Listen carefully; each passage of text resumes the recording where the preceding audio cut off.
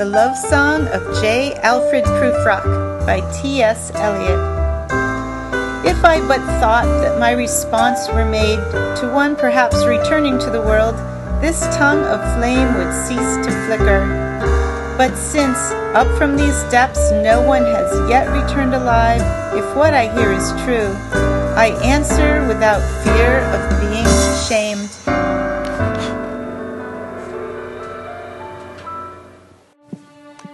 Let us go then, you and I, when the evening is spread out against the sky, like a patient etherized upon a table. Let us go, through certain half-deserted streets, the muttering retreats of restless nights and one-night cheap hotels, and sawdust restaurants with oyster shells. Streets that follow like a tedious argument of insidious intent, to lead you to an overwhelming question. Oh, do not ask, what is it? Let us go and make our visit. In the room the women come and go, talking of Michelangelo. The yellow fog that rubs its back upon the window panes, the yellow smoke that rubs its muzzle on the window panes, licked its tongue into the corners of the evening.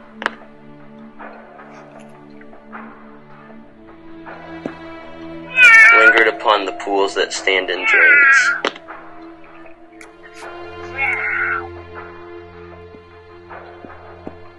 Let fall upon its back the soot that falls from chimneys. Slipped by the terrace, made a sudden leap. And seeing that it was a soft October night, curled once about the house and fell asleep.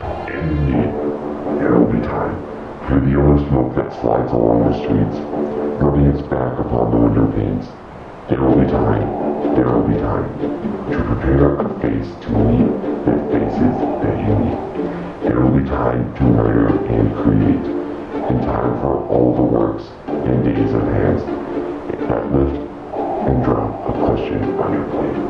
Time for you and time for me, and time yet for 100 indecisions and for 100 visions and revisions before the taking of a toast and tea.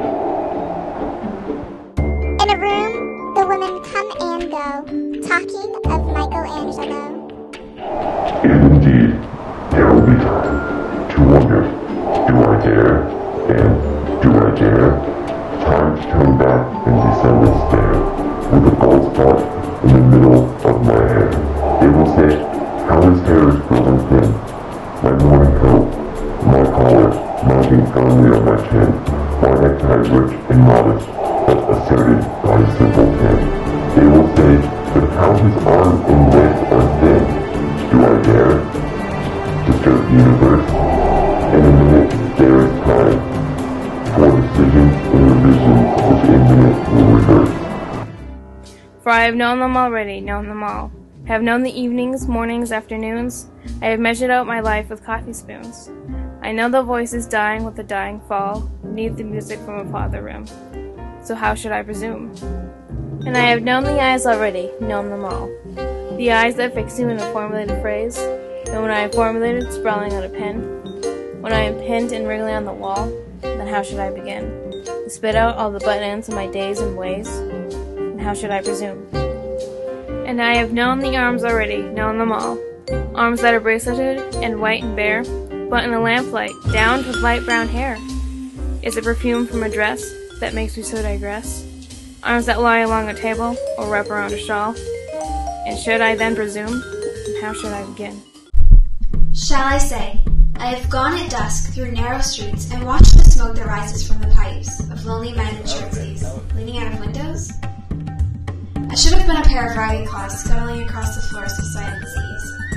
In the afternoon, the evening, sleeps so peacefully, smoothed by long fingers, asleep, tired, or it lingers, stretched on the floor here beside you and me. Should I, after tea and cakes and ices, have the strength to force the moment to its crisis?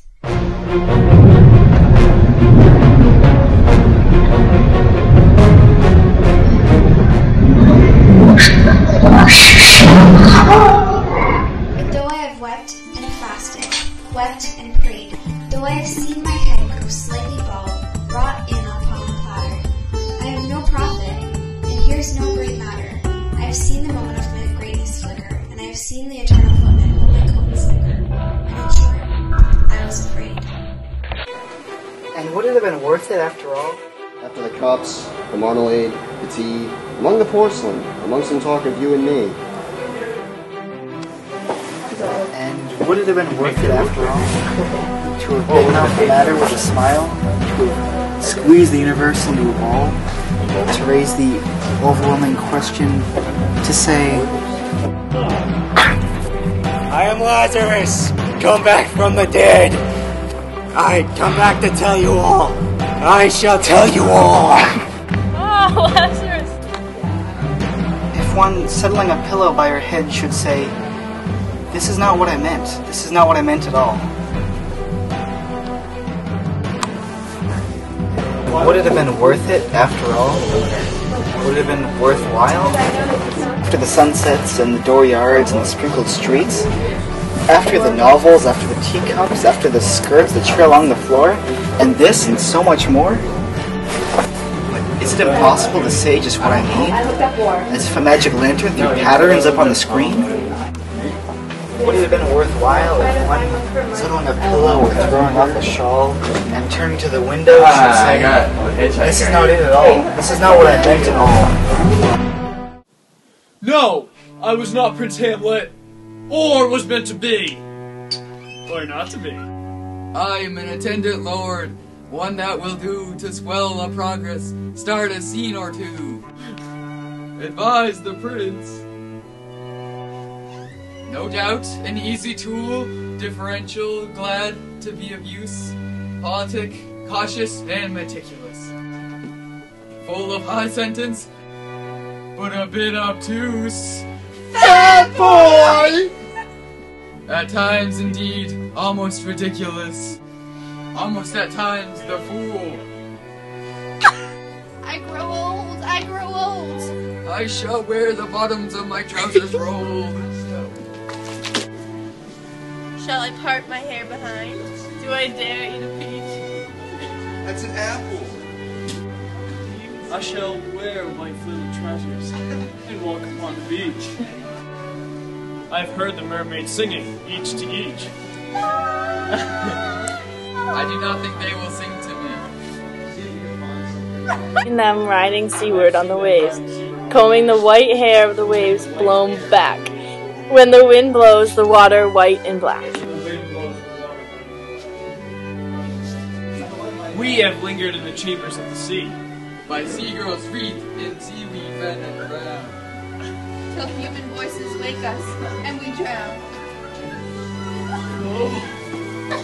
Oh.